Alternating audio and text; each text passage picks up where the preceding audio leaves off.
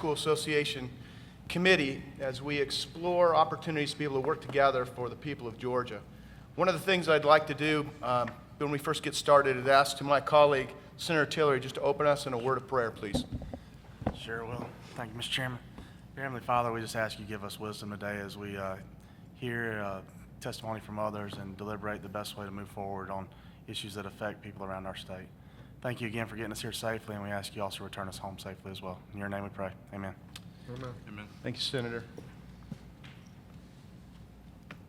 Well, it's always appropriate for us to give thanks to everyone that's made this available. So first, for everyone that's traveled the distance to be able to be here and they're committing time and resources, I'd like to say thank you. Some of those that are gone the extra mile are my colleagues that are up here. Zahara Karenshak, unfortunately, was not able to join us, so we are absent one of our committee members. But if you don't mind, and we'll start down here with Chuck Payne, just introduce yourself, what district you represent, and then we'll move all the way to the end. And then I want to recognize 2 or 3 young ladies over here that work tirelessly for us, not only on this, but also in the Senate. So, Chuck, you mind, please? Absolutely. Chuck Payne, I represent the 54th District, Senate District, which is Whitfield, Murray, Pickens, and Gordon County. And I will say, Mr. Chairman, it's safe bet to say I drove the furthest to get here because I'm in Northwest Georgia. I'm Blake Tillery. I represent 11 counties in Southeast Georgia. I'll spare you I know we're limited on time today, so I won't run through every single one of them. But I probably had the shortest drive. I came from Vidalia. Senator Bruce Thompson, I chair Homeland Security as well as military and veterans, and I'll chair this committee.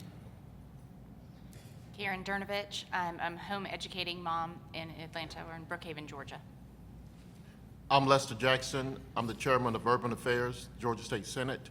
I represent one county, Chatham County.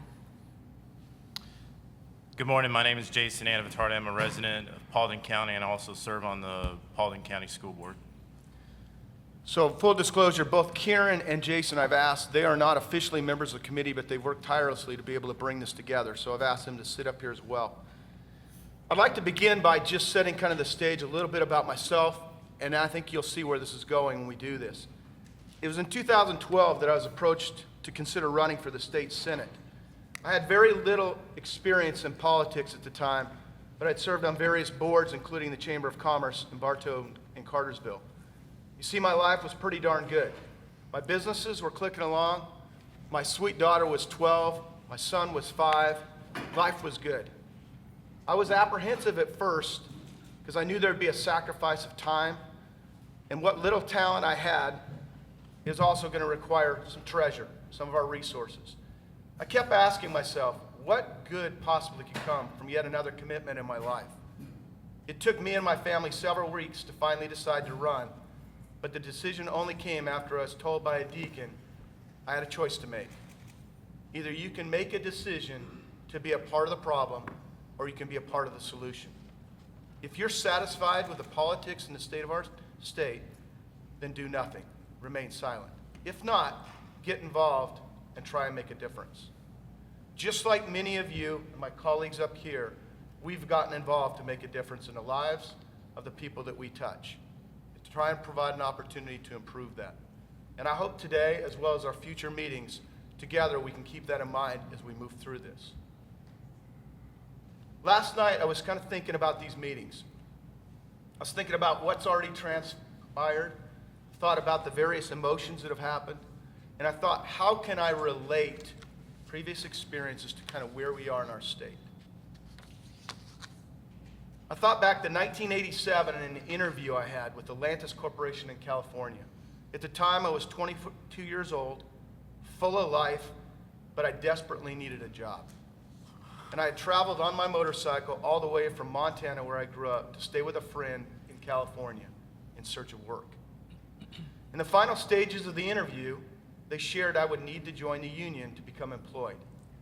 I had no idea what a union was coming from Montana, but the steward explained I would be part of an organization that would work on my behalf. They would ensure I was treated fairly by the company management, including grievances, accidents, and even my pay. I was joining a fraternity of sorts. I was excited. I was going to be a part of an organization. I thought, this is really cool. Everyone wants to be a part of something. So what do I need to do, I asked. They said, it's easy. We'll debit your account for the fees that are required. We'll make sure you follow the rules we have, including mandatory meetings and so on, so you can remain educated and connected. I said, can I think about this decision? And his answer still reigns true today in my mind. He sternly said, you really don't have a choice. If you want to work here, you have to pay the dues, attend the meetings, and keep your membership card with you at all times. He said, listen, this group's going to provide a voice for you collectively, and we'll have the ability to change the environment positively for the employees. Unfortunately, what transpired after that wasn't good. See, a short time later, we ended up in a strike that nearly destroyed the company.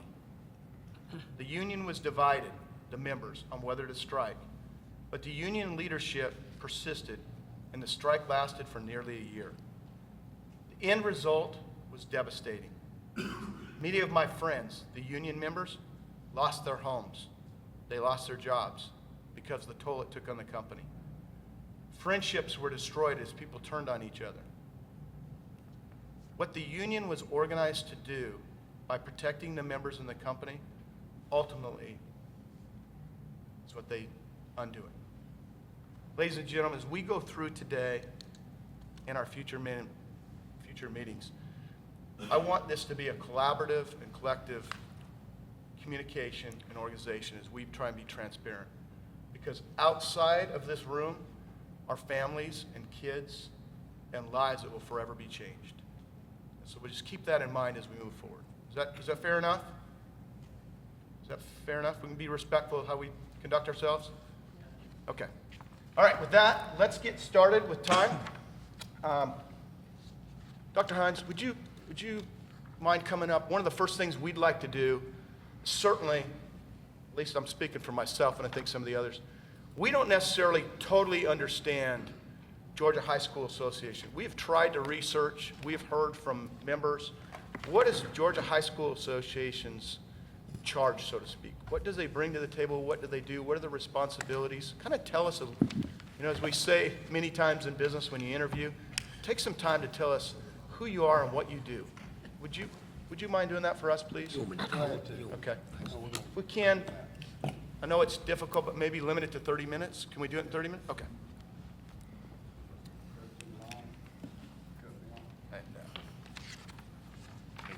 Sir, how you doing today? Man, I'm happier than the hog and slop. Thank you.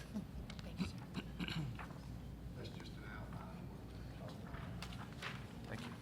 Thank you, sir. And your name, sir? Mr. Hines, how you doing today? It's good to see you.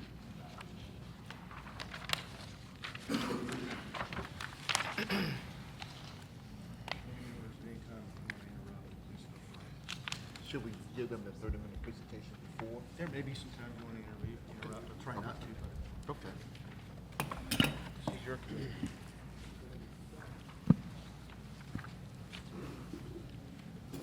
Good morning. Good morning. Morning. You can do better than that. Good morning. Come on, Good Brooks. morning. Good morning. All right. I'm Robin Hines, and I'm the Executive Director of the Georgia High School Association. I'm in the beginning of my third year in the position.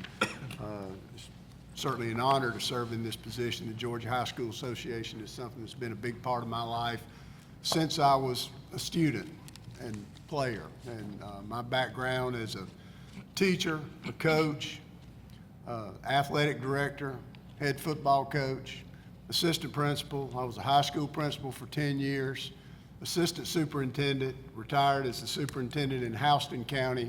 The Georgia High School Association was a big part of what we were about. You know, in every opportunity, I certainly made our resources available to do that because I knew the good work that the Georgia High School Association did in providing opportunities for the young people of the state of Georgia. And I still feel that way. But anyway, the Georgia High School Association is a private voluntary organization, 501c3. We are a member of the National Federation of High Schools, which is based out of Indianapolis. There are 50 other organizations like ours, all 50 states and the District of Columbia. And the National Federation are the ones that set the playing rules and those sorts of things for our sports and activities. We provide 22 sports and activities for the young people in the state of Georgia. Oh, I forgot to mention, we're an association of public and private schools. As far as membership is concerned, schools are eligible, they're public or private schools. We have a limit of 150 students in grades 9 through 12. Schools currently are classified into 7 classifications. The largest classification is approximately, is 10% of the membership. Single A is the largest classification, that's 20%. Many of those are not football playing schools. And then there's a range of 19 to 21% in 2A through 5A. The membership is, of course, divided into classifications, and then they're divided into regions, 8 regions per classification. And the officers of the regions, the way that they're split up, there's a president, a vice president, a secretary treasurer that takes care of the region business. Regions take care of the regular season. They're in charge of that. They're in charge of getting their teams that will be going off into the playoffs. Okay, each of the regions then they elect an executive committee member to represent them. Okay, one is from each region. And then there's a board of trustees, which is elected by the entire classifications for them to represent that classification. There are also several at-large positions as well, and that body is 12 plus myself, for a total of 13. Okay? The region structure, I've already told you about the region officers. The duties are to take care of the business of the region. You know, they set dues, sometimes they set, what the entry ticket prices are.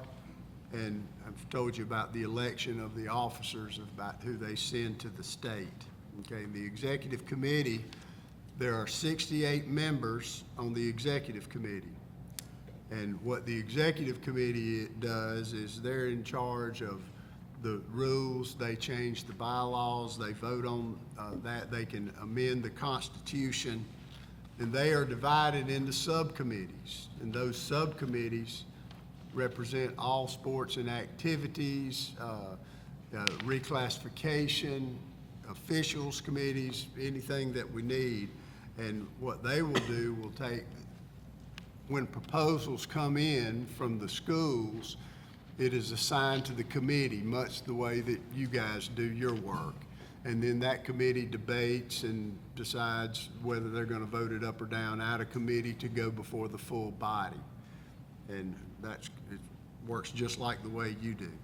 Each region is represented, as is the Georgia School Superintendents Association, the Secondary School Principals Group, the Department of Education, the School Boards Association. There are at-large members, and because of what has happened in reclassification, it's going to change again. There are going to be 8 new members next year that will represent the 8 private school regions that will be formed through this process that we have now. The Board of Trustees has a president and a vice president elected by the committee. Okay, there's also a private school member, there's a female member.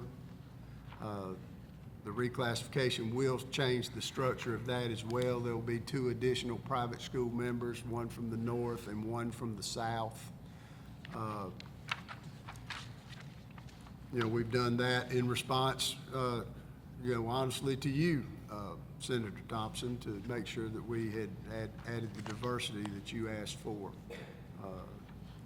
And it seems to be, it's working really well for us.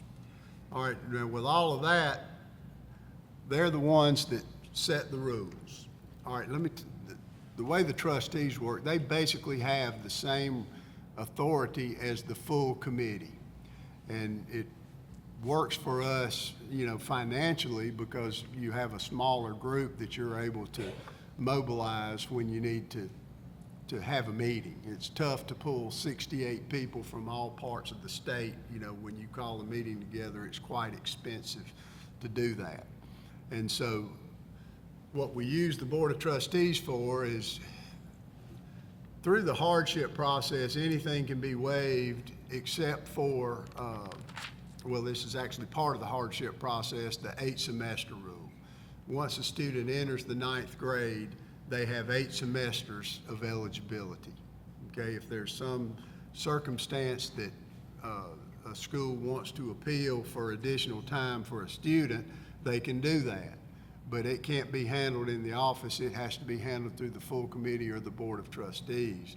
And that's one example of how we may call the Board of Trustees together so that they can hear that, because behind every 8 semester, there's a kid that's wanting to play, that's trying to get a decision whether they can continue to play or not.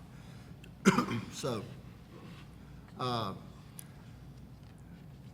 they're the ones that make the bylaws, set the Constitution, amend the Constitution. They make the rules.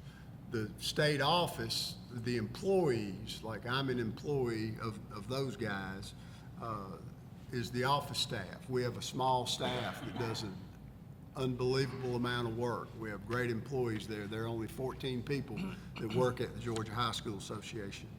There's an executive director, there's an assistant executive director who handles the duties of the executive director when the executive director is not there, not able to fulfill those obligations. And there are associate directors, and those associate directors are in charge of many of the sports activities. They run different ad hoc committees, be it officials, sports medicine, you know, and I'll stop on sports medicine for a minute. We have a great sports medicine committee that has been reactivated in the last couple of years, has done a great work. Dr. Rick Bodie, who is sitting there, is a part of that committee. And, you know, we've actually improved our stock. I don't know if you're familiar with the Corey Stringer Institute, and they measure all the states as far as safety in sports, and those type of things. And we were ranked pretty low, actually. But, you know, through the work of this committee and through the executive committee putting safety at the forefront and into policy, those things, I believe we're ranked 4th or 5th in the country now, which is really good. We lead the country in into hot weather legislation, so it be through the wet bulb where we measure heat and humidity. You know, we're tops in the state as far as that is concerned. So we're real proud of those committees as well. We also have administrative assistance staff, and those ladies do an unbelievable amount of work there in the office. They're divided up. There's a receptionist, and she also handles any type of hardship meetings, schedules those meetings, appeal boards, fine letters, deals with the public, and we handle sanctioning. Now, sanctioning is particularly difficult because a lot of what we try to do is to level the playing field and make sure that we're playing against people that are like we are, same age, you know, same rules, eligibility issues, that sort of thing. We sanction literally thousands of events, and we work through the NFHS to make sure that we're all on the same page and doing that so that we keep our kids safe, you know, in competition, and make sure that they're playing against the people that they need to be playing against. We deal with school passes. You know, all coaches, administrators, assistant superintendents and superintendents get passes to our games. There are over 30,000 of those that are sent to the schools every year. And we're trying to work up a way now, and next year we believe that those things will be done electronically to save a whole lot of time, expense, and you know, we're working on that. There are also lifetime passes. people that have taught and coached for 20 years in a 9-12 setting, and the last 10 at a 9-12 setting, they're eligible for a lifetime pass. They get a pass and they can go to any event of ours, regular season, up through the championships free of charge. We also do coaches education. All coaches have to go through an online clinic, where they are reviewed on the rules that will be the new rules and points of emphasis. They have to do that every year. They don't get their pass if they don't do that. Deal with rule books and, excuse me. We also do a student leadership program.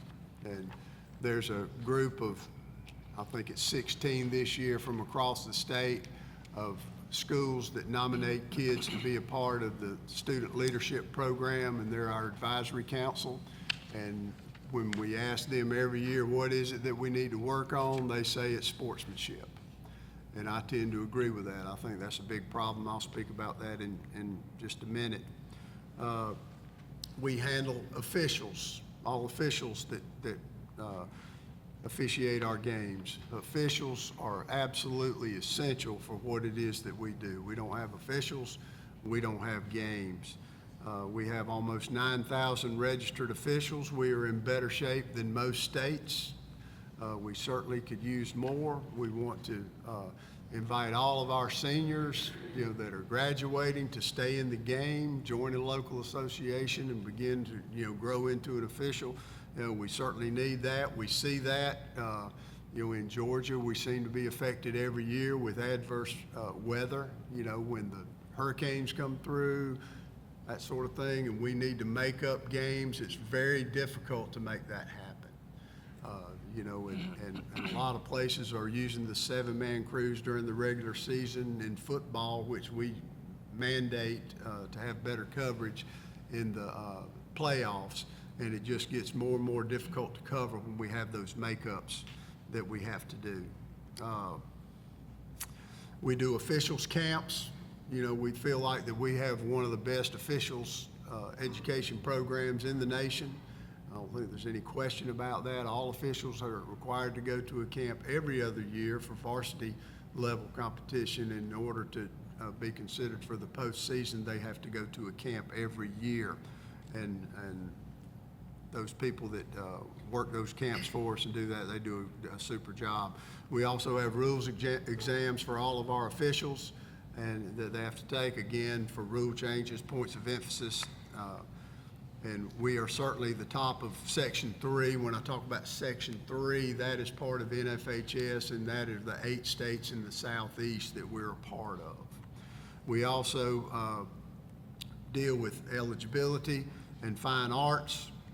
With our administrative assistants, we get a lot of help there. And we have one that takes care of the community coach program, which if we did not have a community coach program, it would be really difficult for our schools to be able to offer and have coaches. Back when I started coaching a long, long time ago, I think my salary was $11,500. $2,300 was my coaching supplement.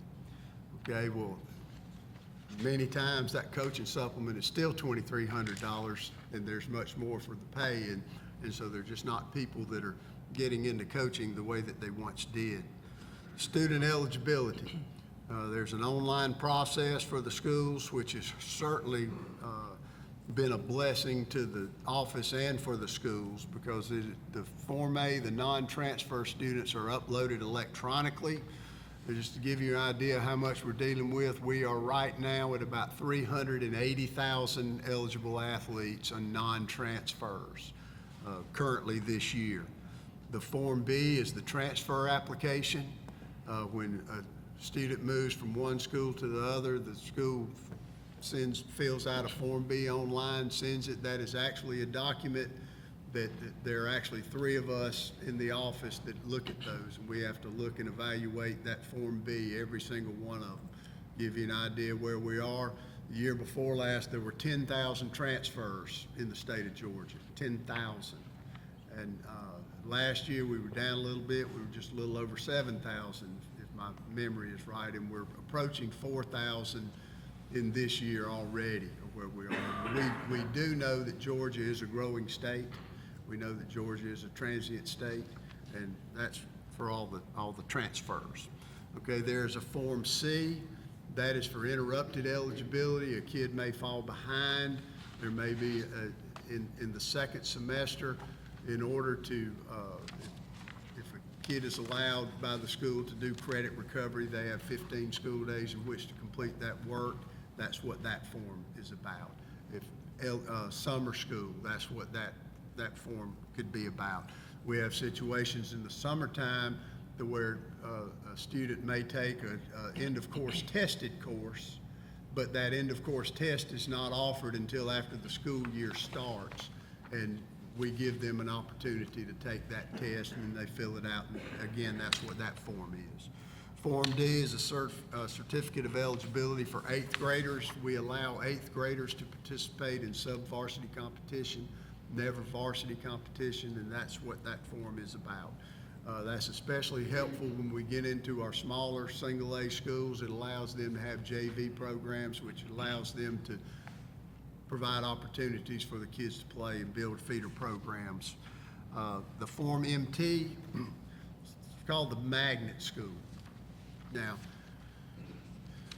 if you keep up with education, schools are changing. They're changing a lot. We have all kinds of charter schools that can just run the gamut. You have magnet schools, charter schools, you have many non-members. We have science and math schools in different places. This is something that Brooks Coleman was really big on, and we worked together on this for quite some time. And if there is a student that is going to a specialty school, is the best way. And I'm going to this charter school, but I'm zoned for this school. And this charter school does not allow football, for instance, but the child wants to play football. They are allowed to go back to their zone school to play football there. Now, when they do that, they make that commitment for 1 calendar year to participate at that school, and that prevents kids from going from one school to the other and playing football and then going back and playing against their teammates in basketball, so to speak. But that's what the MT form is. And then the hardship application, if anybody is deemed ineligible by the office, they fill out a hardship, and a hardship must be outside of the control of the student, parent, or the school, and there has to be documentation that's allowed to back up the hardship that is claimed. Now, what I want to do is I talk through the Forms A and B are done electronically, and we've increased our efficiency in there. Like hardships, for instance, used to be all done by snail mail. You mail them in or you fax it in. I can't read if they come in the fax. There's some people that still fax them to me.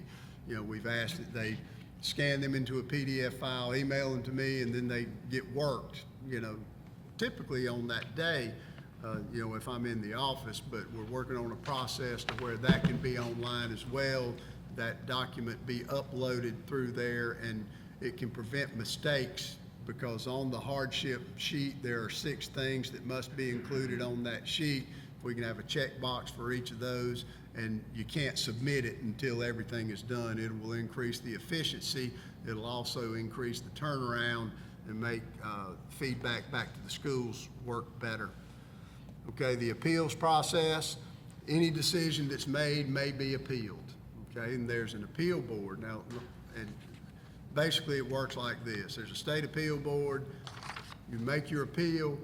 If your appeal is not approved, then there's another appeal before the full board.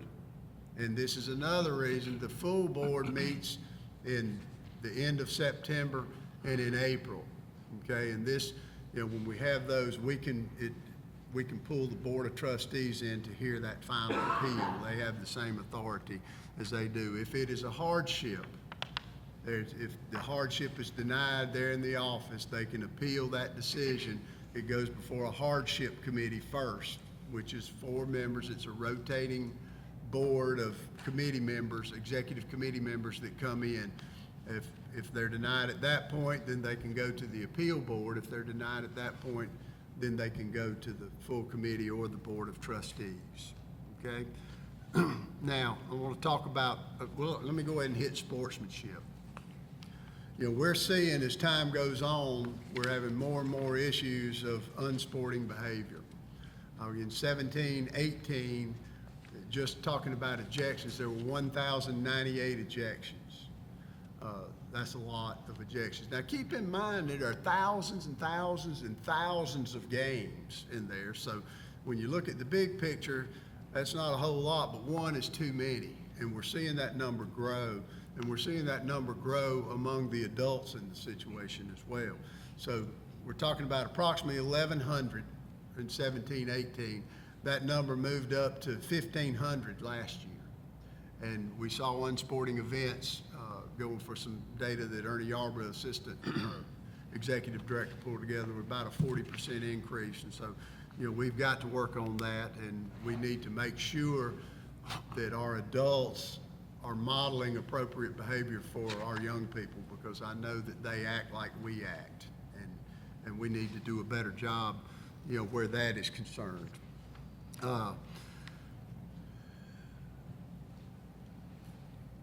Real quick, the new sports that we have going now, we put in esports, which is sports, but we're an activity. We're not just an athletic association, and that's electronic gaming. When we decided to do that, we realized that there were 30,000 kids of high school age who were already competing in leagues. And this has been a really big success. We have led the country in participation where that's concerned, and we've seen that there's a lot of kids that wouldn't ordinarily be involved in things that have been involved in esports. It's been a huge success for us. We're doing game day cheer, which is apart from competition cheerleading, and that's more of the, you know, basketball, football, sideline cheer thing, and hope that that will make us even better in that. We're doing competitive dance. Those are invitational events for last year and this year, and they'll become championship events next year. And next year, we plan to put in girls flag football. I was approached by the Falcons a couple of years ago. We weren't ready to move forward. They piloted it in Gwinnett County. It was a huge success. We have many other counties that are doing it this year. We'll be bringing it on board for the Georgia High School Association for girls flag football. It will start approximately at the end of softball and work through the end of the boys football championships in some culminating event where that's concerned. And we are putting in bass fishing. And that's been well received. When we did our survey of our member schools, bass fishing was far and away the number one thing of what people wanted. There's a lot of that that's going on now. All right, now if I could, I gave you a copy of our audit that's pretty much hot off the press. And if I could, I'd like to go over a few things with you as far as our financial report. And of course, you've got a copy, and the last however many there are, they're online. You know, all of our audits and our financial processes have been posted online for many years now. They still are. And if you read through that thing, if you have any questions later on, just give me a call and I'll be glad to find the answer. But the audit's complete, and the bottom line, it's a clean report. You've got a copy. And if you want to follow along, I'll just outline some of the results. You know, on page 3, the cash and cash equivalents, that's about 1.5 million. That's what that is the checkbook. And that's just a snapshot in time of where we were at that particular time.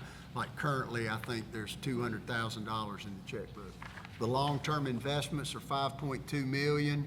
We're approaching 1 year of operating expenses in that account, which has been the goal for many, many years.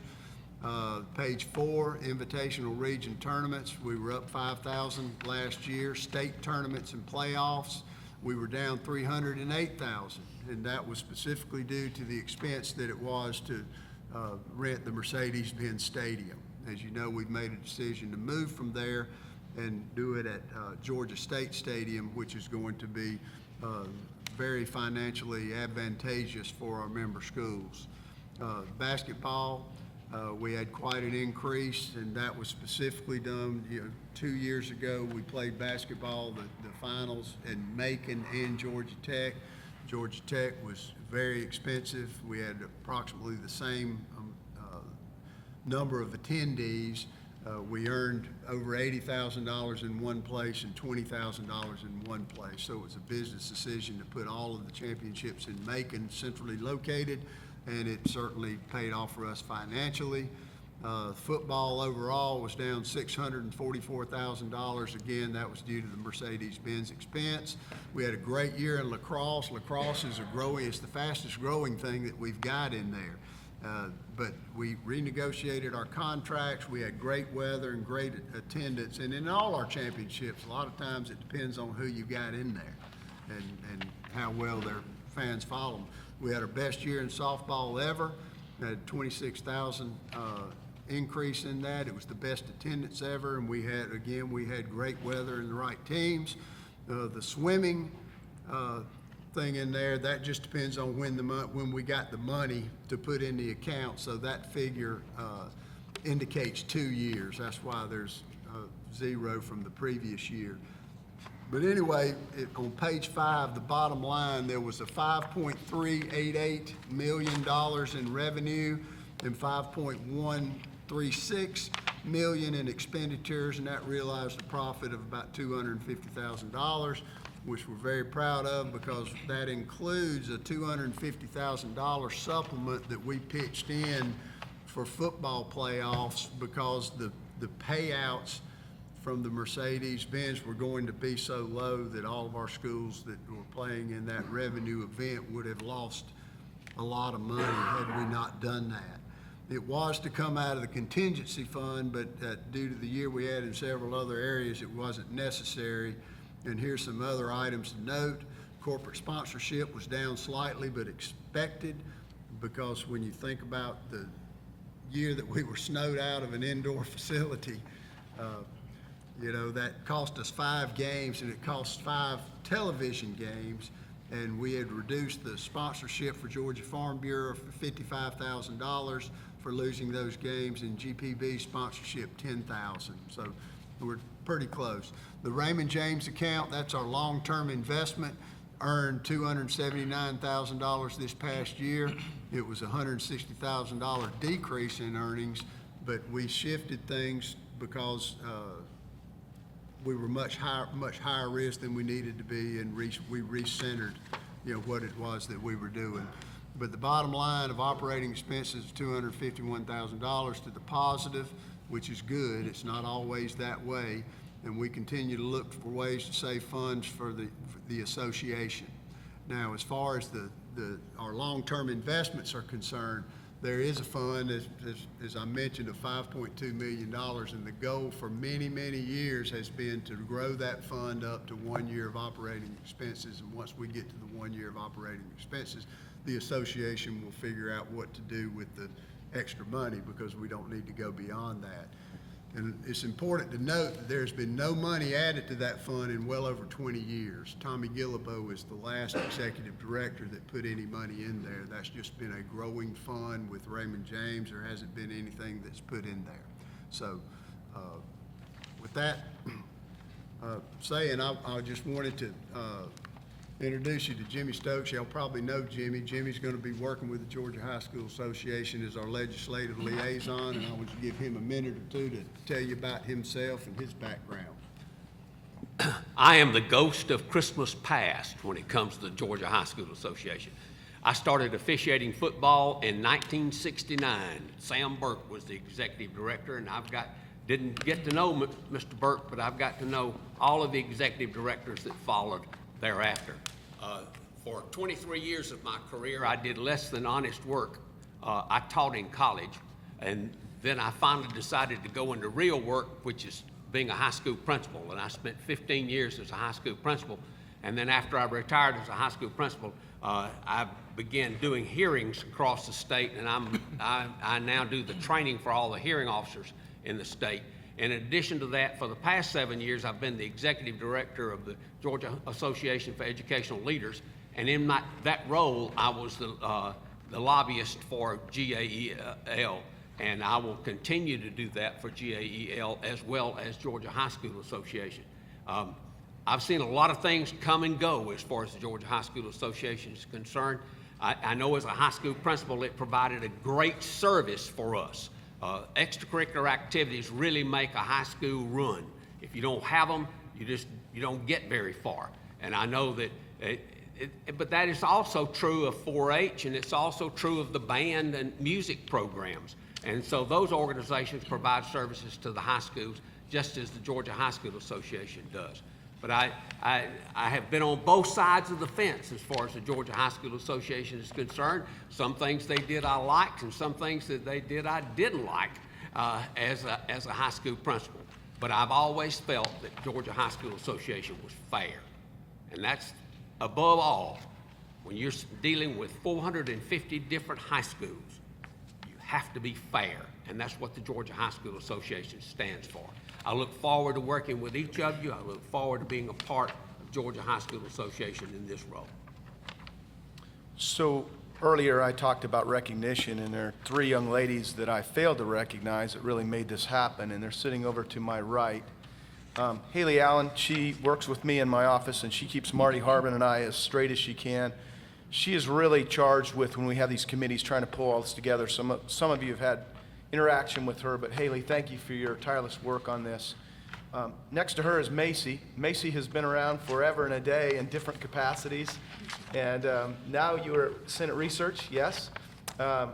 Soon, maybe a year away before your law degree? Yeah.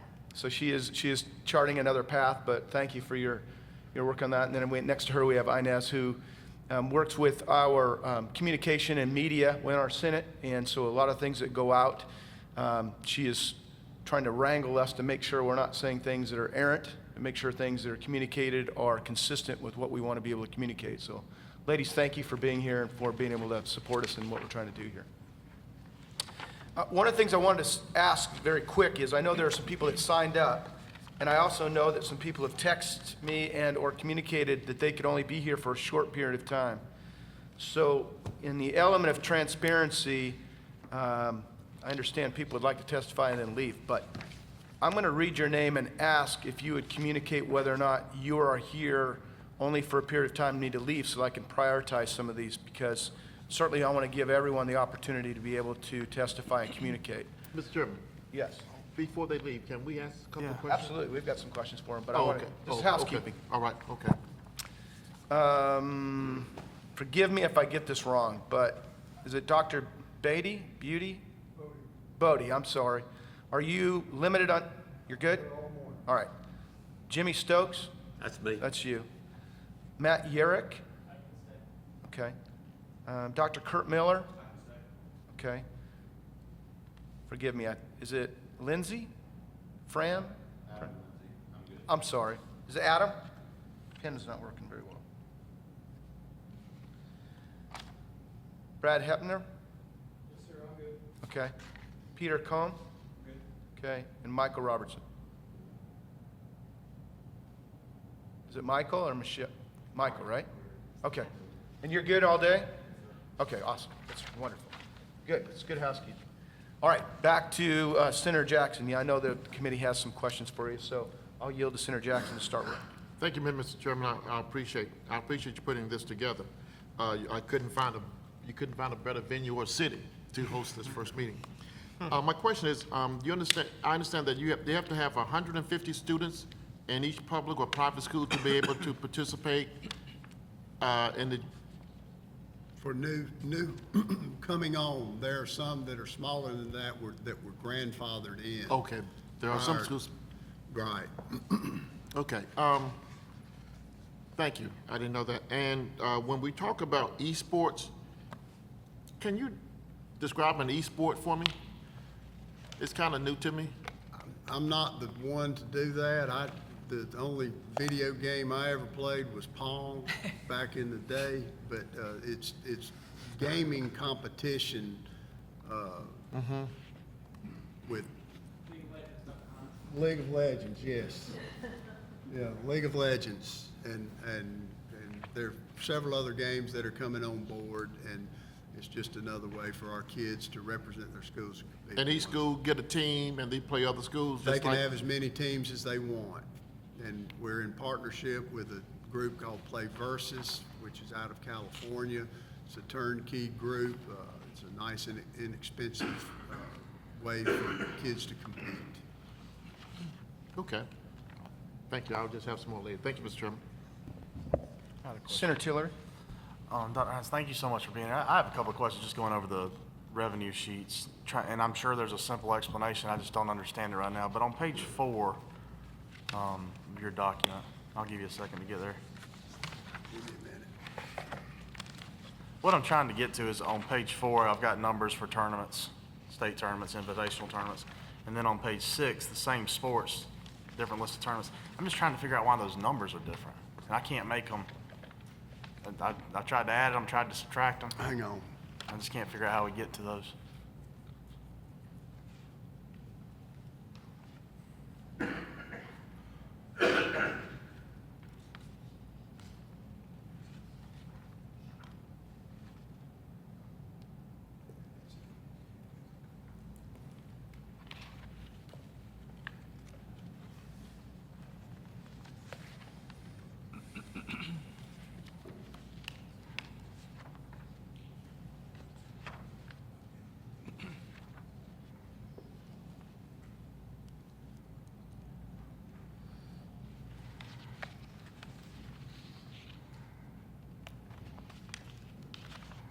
All right, what's your question? So when you're on page 4, I see the invitational tournaments in each sport, and then the bottom of that, the state tournaments and playoff tournaments in each sport, and their the corresponding dollar figures.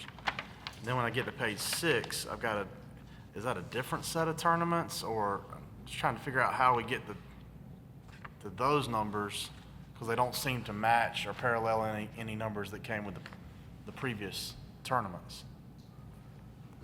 What are they, I guess, is what I'm asking. One is playoffs, all playoffs, and that's, Right, and that's on 4. I got to Yeah. follow that. and then we've got the tournaments. Where you see tournaments, that's the total expenditures of what you've got, and the top number basically represents the cost of venues and operating expenses. And then the lower number that you see is the payout for schools, which is our largest expenditure. Okay, so rolling over to expenses there, okay. Correct. Then my next question has to do with, okay, I see what we got. We got different sets of tournaments, and then we're rolling over to the expenses on that second Right. sheet.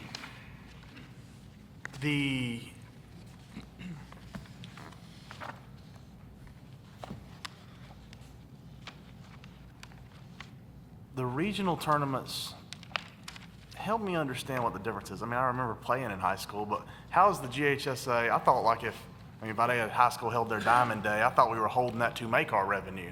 Does GHSA make revenue off of that too? They do. In the playoffs, the Georgia High School does not receive anything from regular season except for invitational tournaments. And the Georgia High School Association, when they sanction those tournaments, 3 or more teams, they get 5% of the revenues.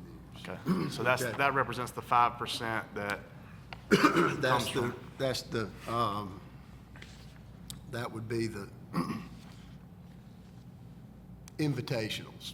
All right, now, when it gets into the playoffs and during the regular season game, a game is played at the host school, they keep all of that revenue. That's theirs. Right. When it gets into the playoffs, Georgia High School Association gets 12%. Gotcha. of the Is that revenue. net or gross?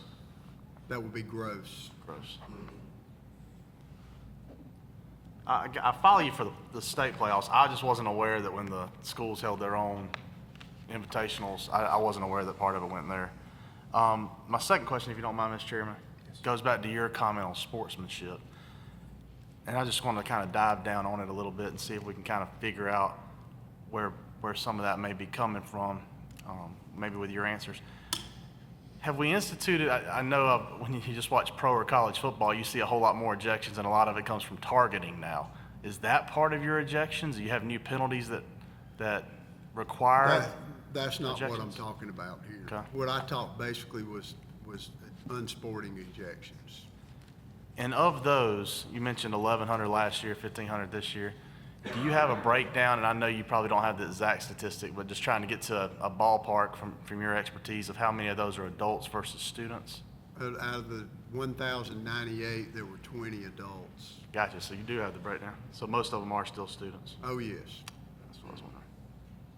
And I could just tell you the majority of the unsporting events come from basketball and soccer. Overwhelming numbers. Thank you. Yes.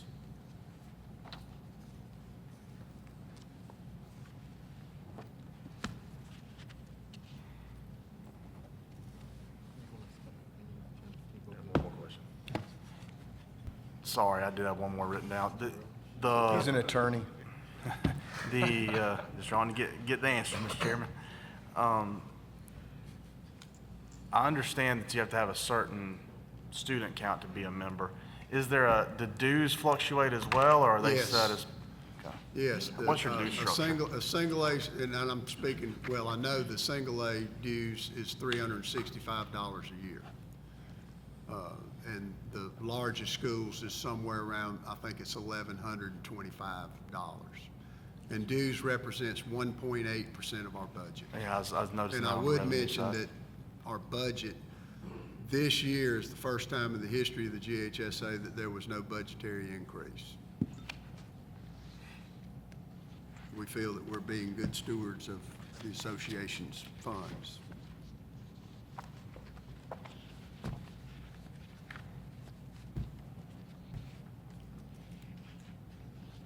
That's all my questions.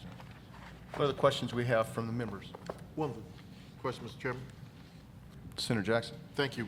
You mentioned that the Georgia's part of an 8-state region of the NFHA. Do you know the other 7 states, sir?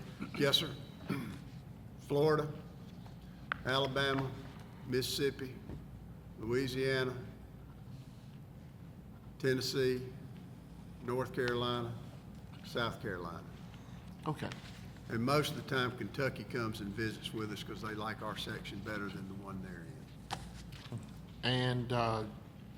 And y'all follow very similar rules?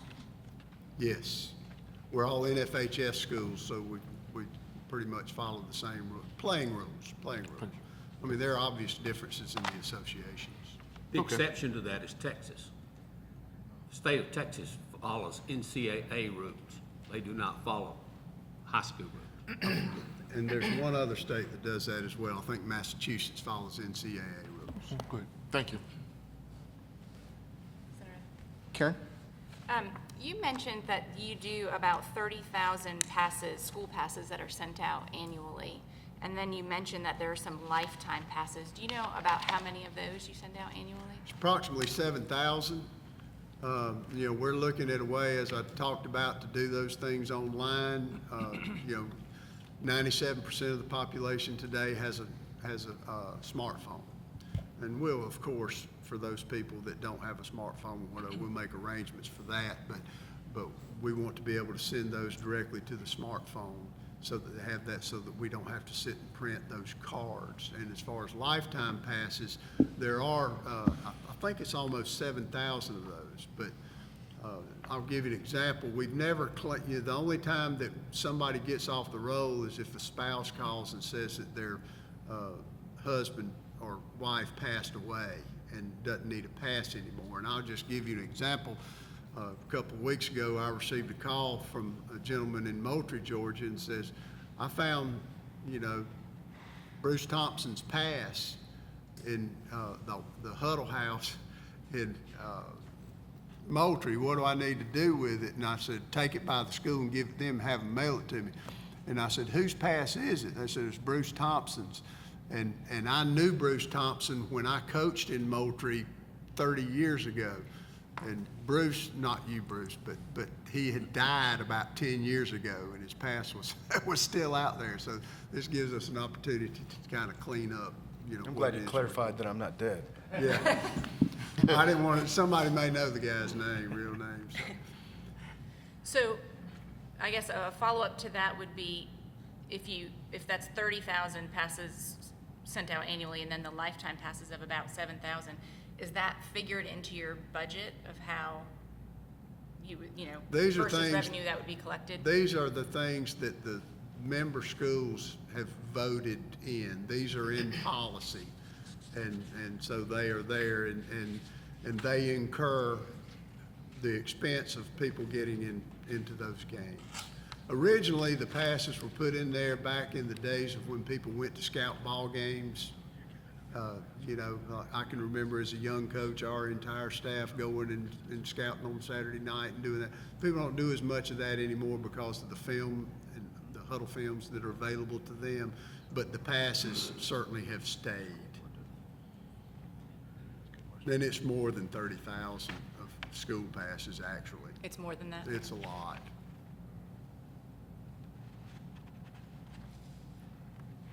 And who gets to, I'm sorry, can I ask one more question?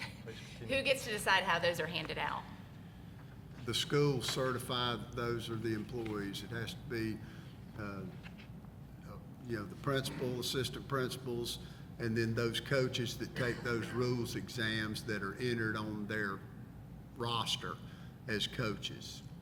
So they're the only, principals, assistant principals, and coaches are really the only ones that get them? Yeah, some schools have like 14 assistant principals. Thank you. Principal has to provide a list each year Yes. of the people who are subject to a pass in their building. Dr. Hines, I have a question surrounding that. So these passes, these complimentary passes,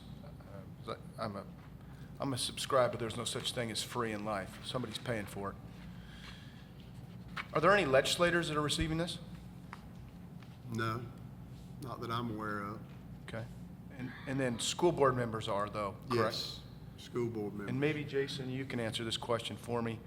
We're bound by pretty strict ethics reporting, especially on gratuitous gifts and so on.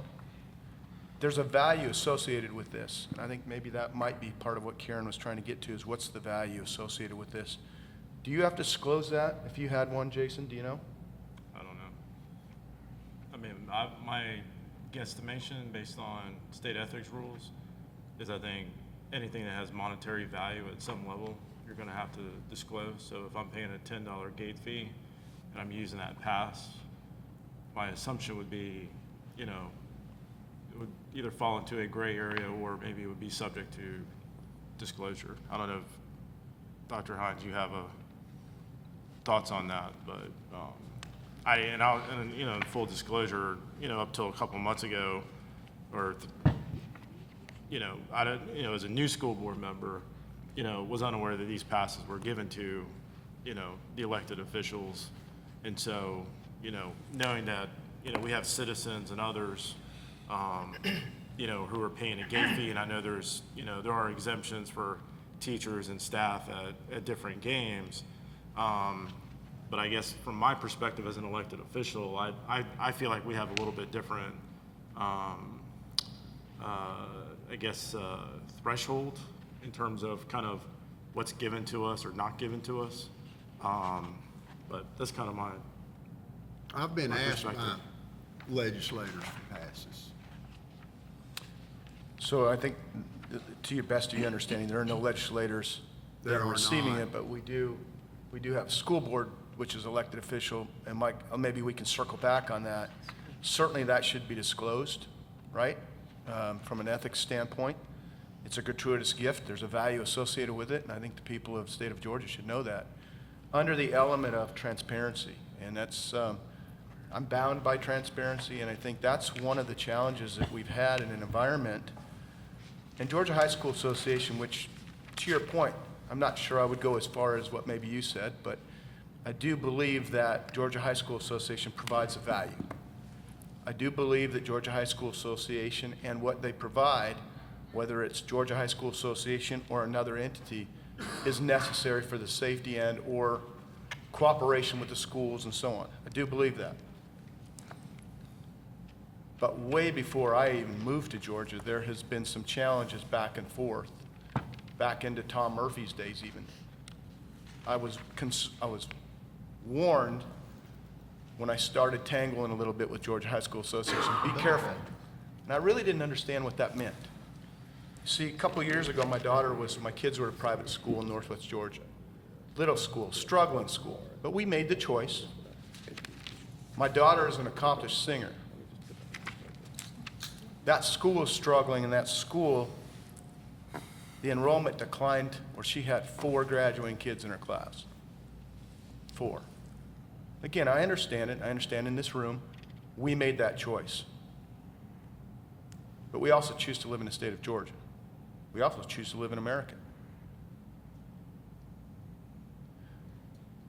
Because we made that choice and that school is declining, we chose to move both our kids to another school. Not asking for a reduction of my taxes, because I pay more than my fair share. Let me restate that. I pay my fair share, maybe not more than.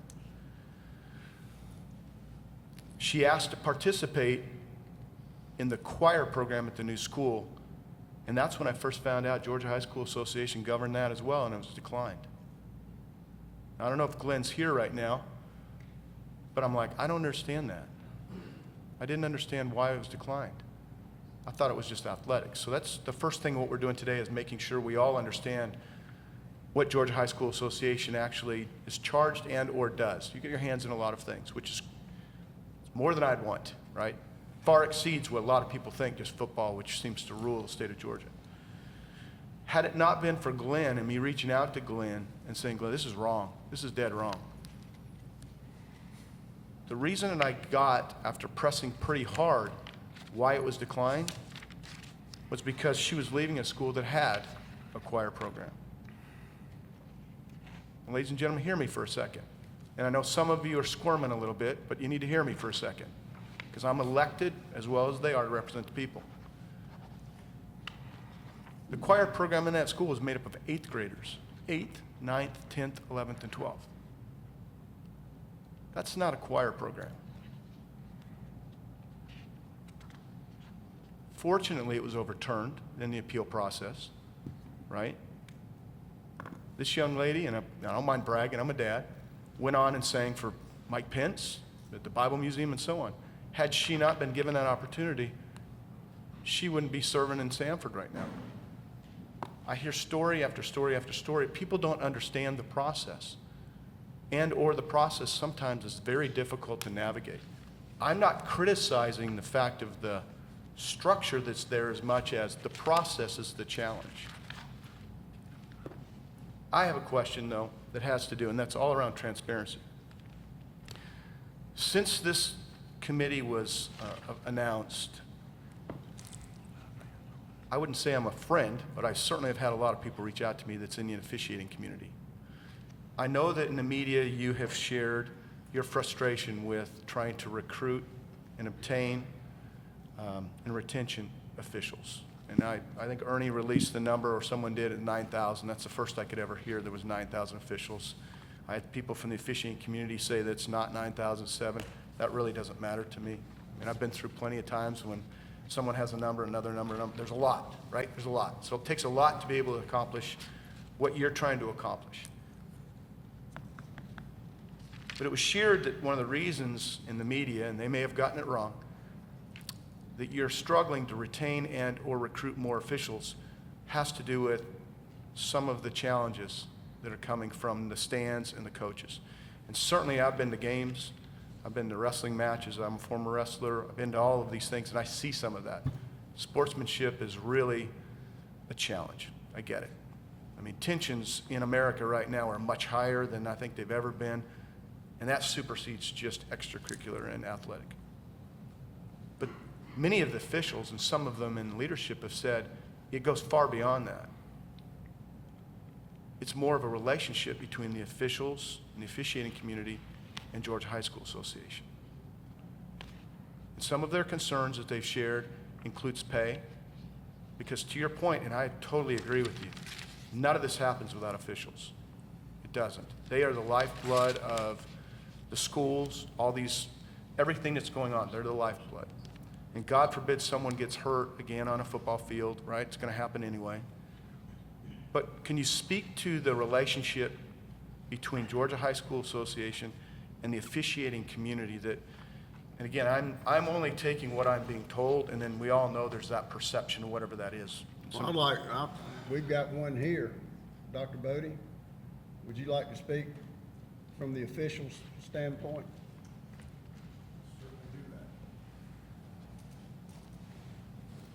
Mr.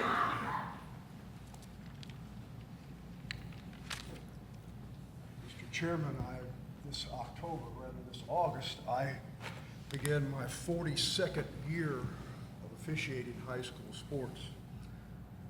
Not all of those were in Georgia. 2 of them were in Florida and Illinois. I started officiating when I was in medical school. Had the unfortunate ability of marrying a remarkably fertile woman, and we had 2 children by the end of our sojourn at the University of Florida Medical School.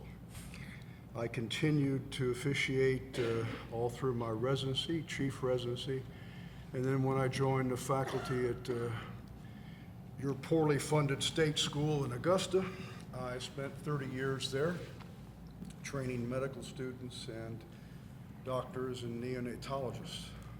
Also have spent over 30 years training officials in Georgia.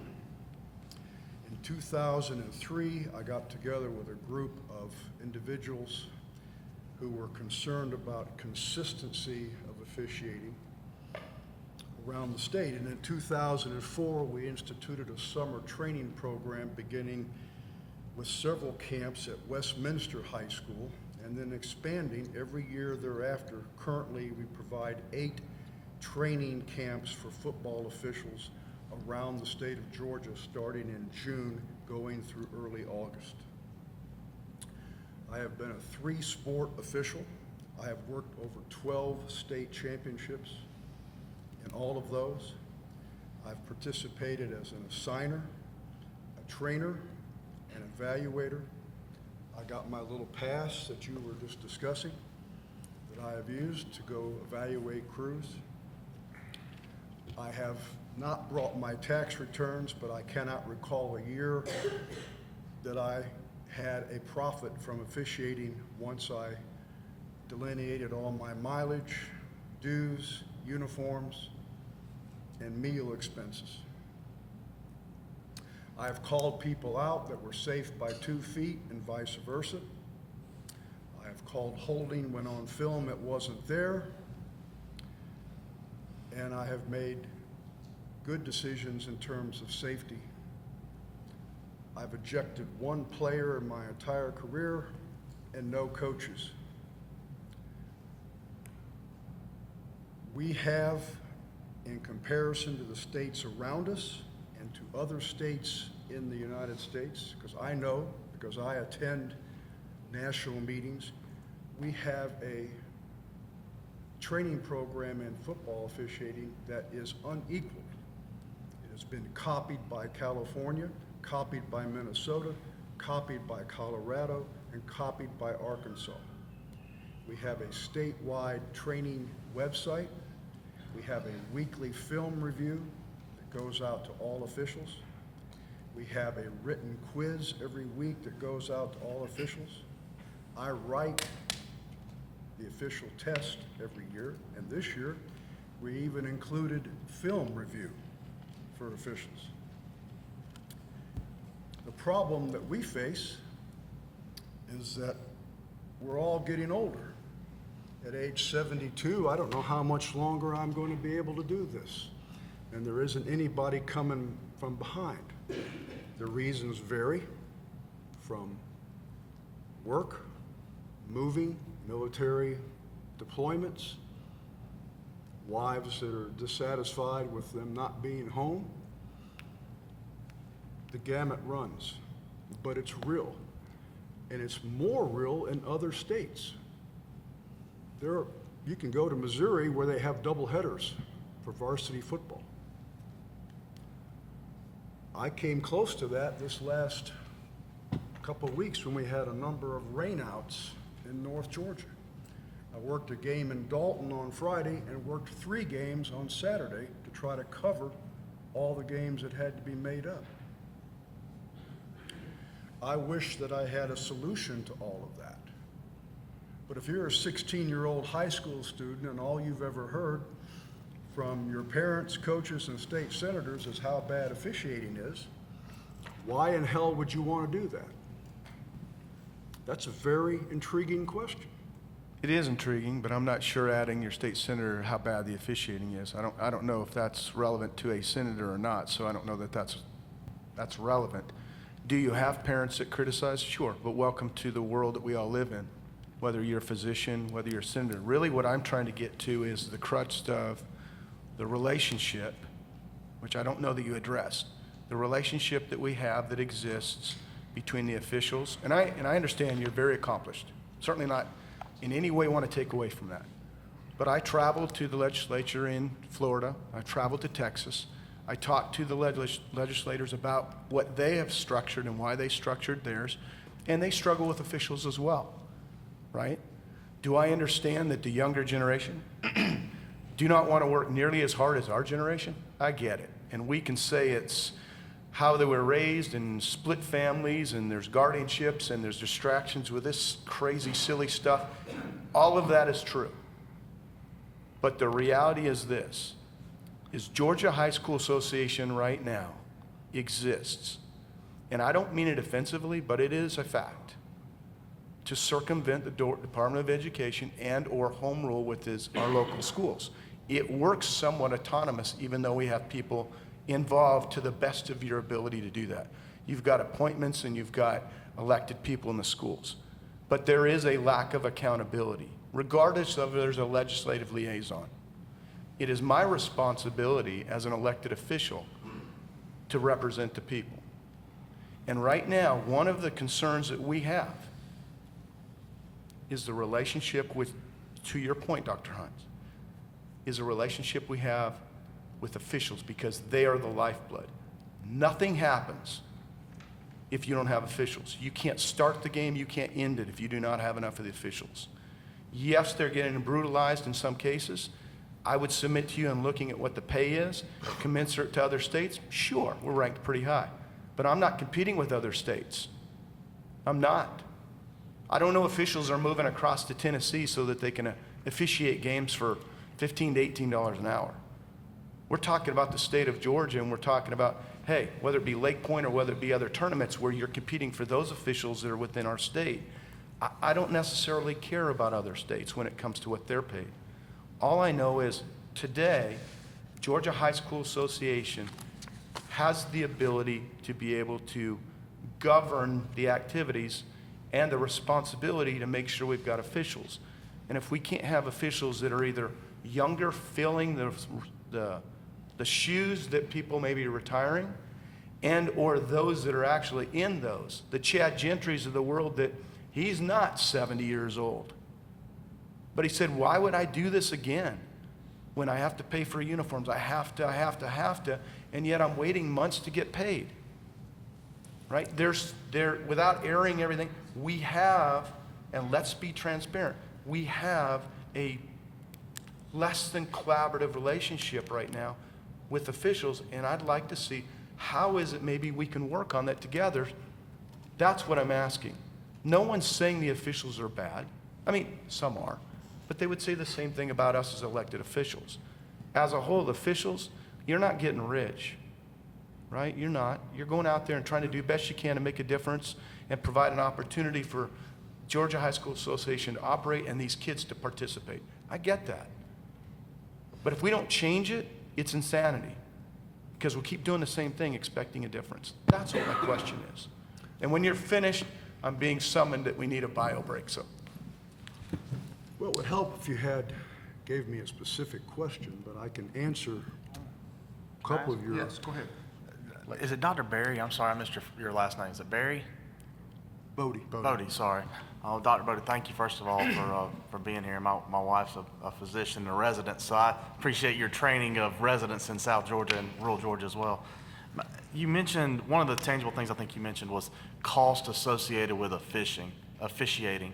Can you help me break down those costs? I was trying to write down what you said. I figured out your mileage. What other costs are involved with officiating? Uniforms, publications, Referee Magazine in particular,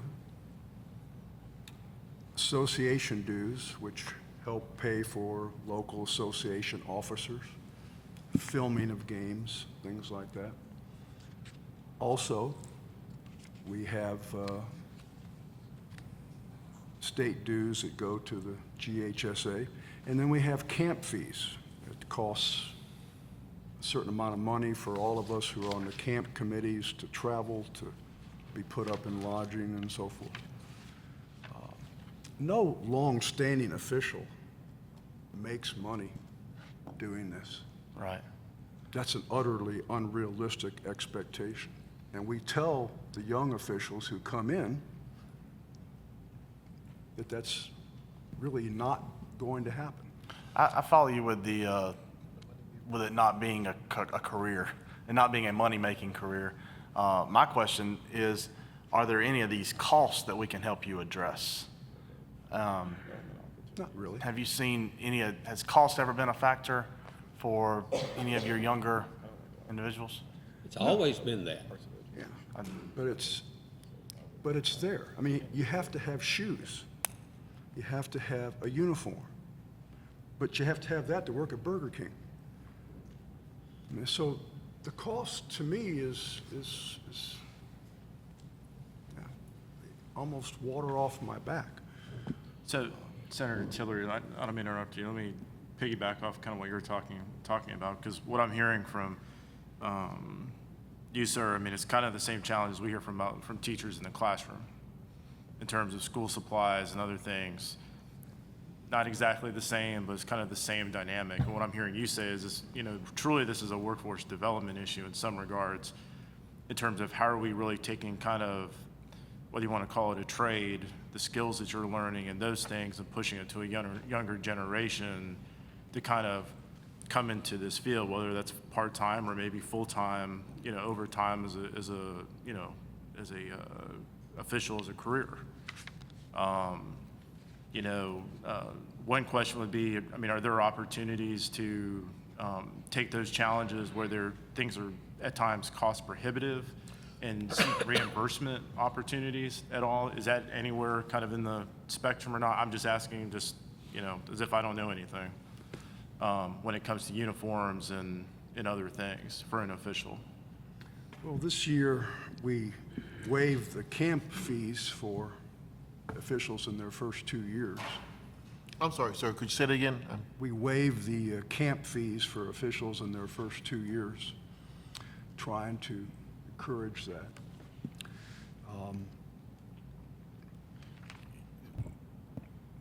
Chiming in on that same topic, is Well, that then what we reflected in did- the revenue? What he's talking about is we decided as the Georgia High School Association that we would waive those camp fees to give people a cheap way to get in, so to speak. And I think we have a great relationship with our officials, Senator Thompson, to be honest with you. And, we work with our associations and they're encouraged, and many of them do. They do a closed bank to help young people for these guys that, buy several shirts, you put the old ones in there to help people get started, those sorts of things. We have ad hoc committees with it. You talk about the pay, all officials across the board just got a raise from the Georgia High School Association, in the last meeting. Is it what they deserve? Absolutely not.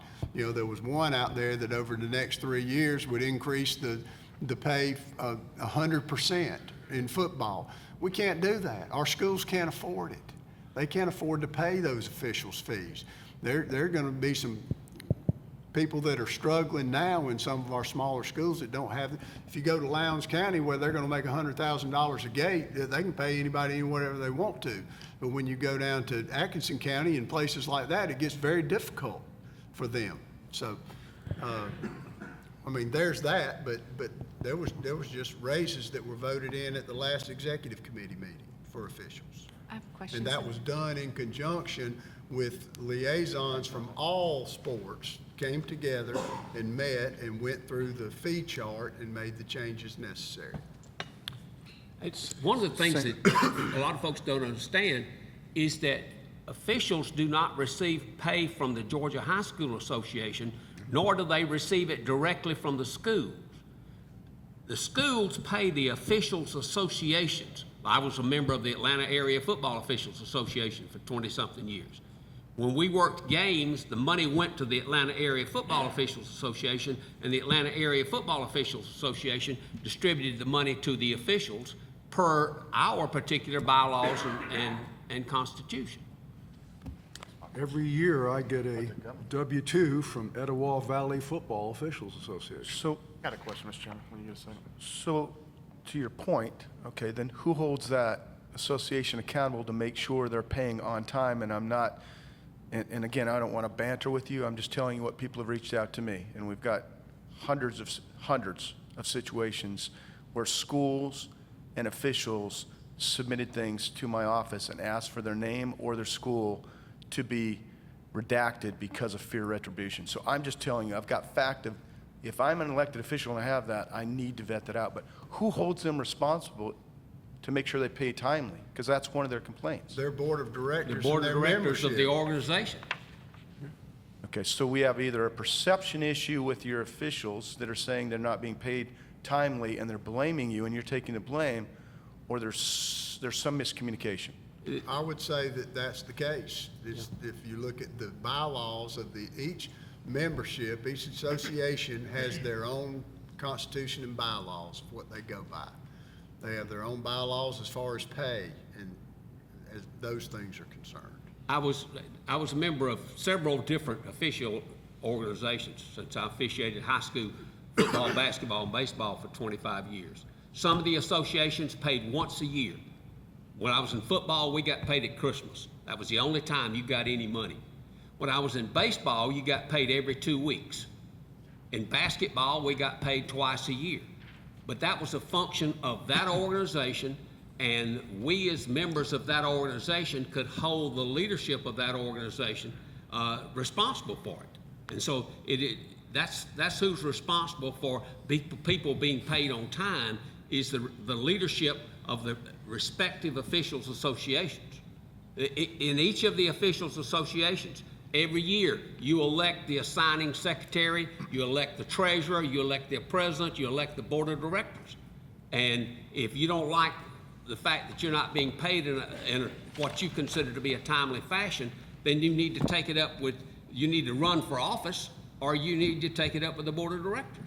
But you do have governing authority to some extent, whether it's in the bylaws or whether it's what you choose to use their officials. You have some authority over them, do you not? You dictate whether or not you use their officials on the field. Same kind of thing as we do with a fee structure, is that not? Or because in schools, I mean, Yeah, maybe I'm combining them. We assign officials associations to certain schools. Okay. That's what we do. So that is where They- your accountability can be if you choose to say we don't use those officials. There is some accountability you have over them. There is, but we don't need to be getting rid of officials. I totally agree with that. I totally agree. But I want to establish there is a level of accountability you have over them. Did you have another question, or was she? I had 2 questions, but. Okay, cool. Go ahead. You want- Thank you. As you've been testifying, thank you. You're helping me understand this a lot better. You mentioned last year that this year, you waived fees for the camps for maybe new refs or folks who've been in 2 years. But when I look at the revenue side, the camp fees, if that's where it shows, it actually increased $4,000. So what I'm trying to figure out is where's that corresponding, if we waived camp fees, where does that then show in our revenues, or is it on a different line item that we don't have? Fees were waived only for the first and second year officials.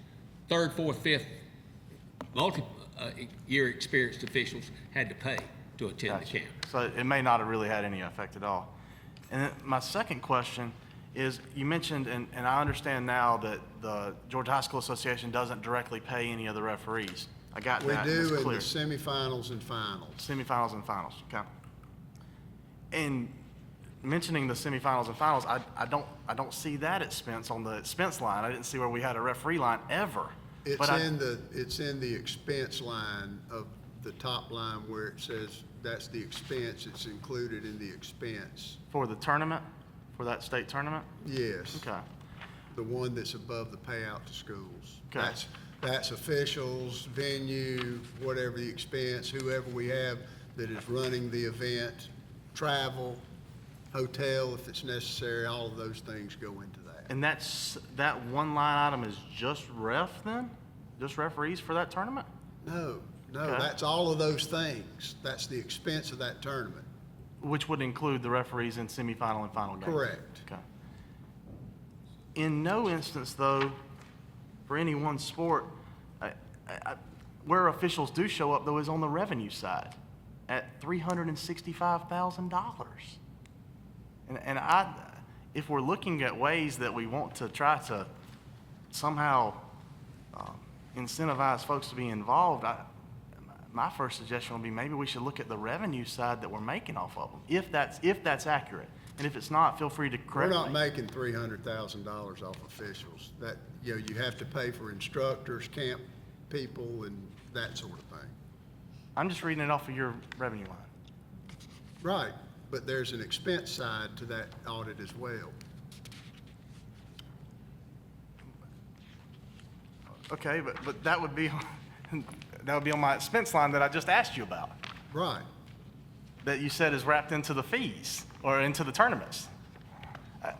Something here isn't jiving.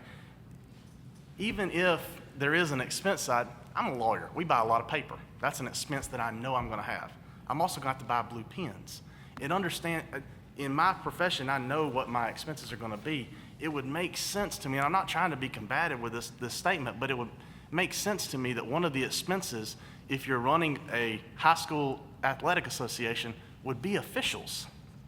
So I don't see how that shows It up is on my an revenue expense. side. It is an expense, and it may not show in the audit, but it will show in the expenditure that's an audit. That is just an audit. However, the auditor decided to put it together.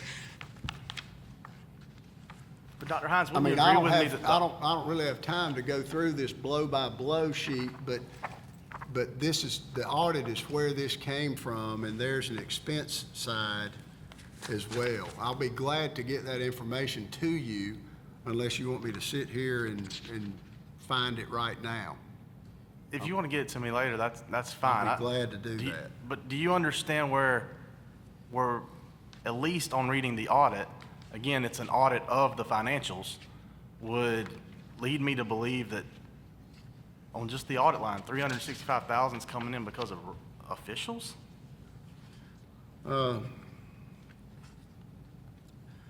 Well, here we go. Camp officials, expense were for, basketball was $16,000, for softball, $8,000, for football, $20,000, for baseball, $8,000.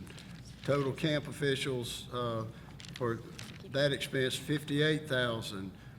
Baseball, I mean, there are expenses associated with officials. Yes, sir, but then we've got camp fees as another line item on the audit that brings in another 84. Is that coming from officials? Are those camps just officials camps? The I didn't know. camps? Yeah, are the camps only for officials, or are they also for athletes at any point in time? No, they're officials camps. So on top of the 365, I have to add in 84,000 more that's just camp fees? I'll get you every expense and expenditure on officials. Thank you. Be happy to do that. I have just one follow-up question. It sounds like you have an amazing training program with all these summer camps, but I also keep hearing football. Does this go across all sports, or is this all just football? It is growing. There are camps, there are basketball camps, and it continues to grow through all sports. And then how about other extracurricular activities, the music, the drama, those other Well, things? I don't want to, we don't do chorus. I don't know where that, we don't do chorus. We do literary, and we do one-act play. But Courses under the Georgia Music GMEA. Educators Association. But I'm talking other extracurricular activities, even esports, right? Are there camps that are training all of those, or is the primary budget of this structured around football? Because that's what I keep hearing. well, there are camps for officials for volleyball Okay. and softball and baseball and basketball. Okay, thank you. Dr. And Hines, Basketball camps are what started it. They started doing basketball camps years ago. I mean, this was like in the early 70s. And they were private camps. Individuals ran the camps. And you went to their camp if you wanted to get games assigned by them. And it got to the point that it was extraordinary in terms of the cost of going to the camp. What Georgia has done is that the Georgia High School Association, along with Rick and his group, have developed camps which are cost-effective rather than being privately dominated. It makes a big difference in terms of what it costs, in terms of to the official. If you go to a Georgia High School Association football camp, you pay a heck of a lot less than if you go to somebody's private camp. Same way with basketball.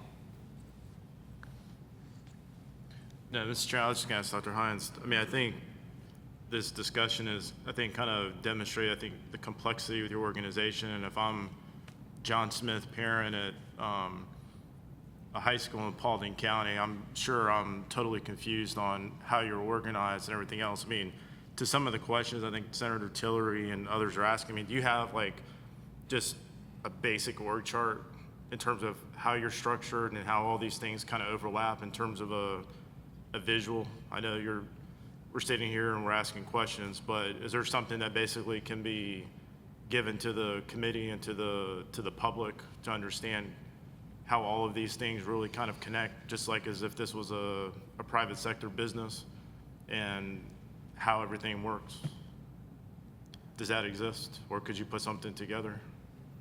What are you asking for, Do you have an org chart, I guess, basically, of your flow chart? organization? An organizational chart? No, there's not an organizational chart. Okay. Could you create one? That wouldn't take 5 minutes. Okay. Just, I think in terms of how all these things work together and flow, just so I think we totally understand what is your model. I know you're sitting here explaining it, and we appreciate your explanations, but I think visually seeing it may help, with some of the conversation in terms of kind of what's going on. Thank you, Mr. Chairman. So, Let me speak to Senator Tillery's comment. You were talking about the income where there's over $300,000, and then that includes the registration fees of the officials' associations. Okay, so you Where pay they- at, Where they register, that's not just camps. The camp fee is, the total camp fees were $84,000, but the officials' income and all were from rule books, officials' registration fee, and that's for every official registers with their association, which registers with the Georgia High School Association. And I think that, and I'm not sure, don't hold me to this, is it $35, I think, that it costs to register with the Georgia High School Association, which represents about a $2 increase in the last 20 years. And there are 9,000 officials that are paying that.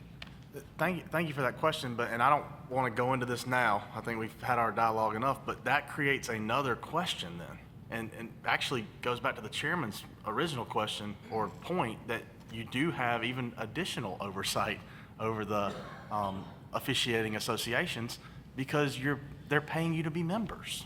So I follow where that gets me some of that 365. I still don't see how it gets the total. And again, just my point to you, as I'm sure we'll follow up in weeks to come, is if we know we can't pay them more, officials more, perhaps we can charge them less. So I want to keep us, hold on. I want to keep us moving. Number one is our media over here is needing a break so that we can keep moving. One of the things I'd like to make sure we stay on track is we've got several people that travel quite a ways that want to be able to testify. I'd like us to be able to stay on track with that. So when we come back, I want to take 10 minutes. When we come back, I want to move right into testimony, but then allow enough time for us to come back, because one of the follow-up questions, and we could spend a lot of time on this, are fines. So to your point, we've got unsportsmanlike conduct and so on. And trust me, I've been an athlete most of my life as well, with high school and collegiate. I know what fines are all about, whether it be football and wrestling, right? A significant amount of your income on your income statement are fines. So if we're talking about we only had 20 people that maybe were bad actors when it comes to adults and so on. I'm curious, and we're not going to do this and maybe till towards the end if we can, or if we have to kick it to Atlanta. Let's address the fines.